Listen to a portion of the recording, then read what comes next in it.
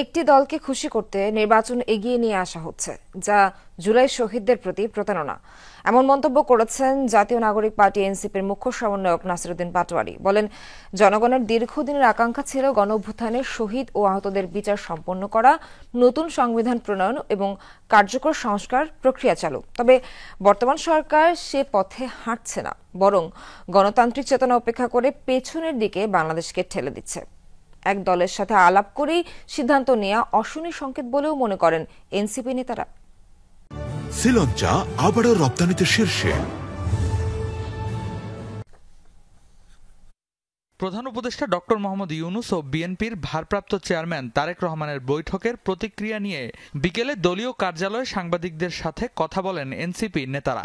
মুখ্য সমন্বয়কের মতে বৈঠকে গণমানুষের আকাঙ্ক্ষার প্রতিফলন ঘটেনি। বাংলাদেশকে সামনের দিকে এগিয়ে নিয়ে যেতে হলে যদি এই সরকার ব্যর্থ হয়, তাহলে হয়তো আমাদের সেকেন্ড রেভলিউশন বা নতুন একটি গণ অভ্যুত্থানের আমাদেরকে জন্ম দিতে হবে। নাসিরুদ্দিন পাটোয়ারি বলেন, একপাক্ষিক সিদ্ধান্তে নির্বাচন হলে মানুষ প্রতিহত করবে, সেই সাথে বিচার সংস্কার না হলে নির্বাচনে অংশ না নেয়ার কথাও জানান তিনি। শুধু একটি দলকে খুশি করার জন্য নির্বাচনী সড়কে বাংলাদেশকে নিয়ে যাওয়া হচ্ছে। এটা জুলাই যে গণ অভ্যুত্থানটা হয়েছিল, জনগণের যে আকাঙ্ক্ষাটা ছিল, সেই আকাঙ্ক্ষার সাথে প্রতারণার শামিল।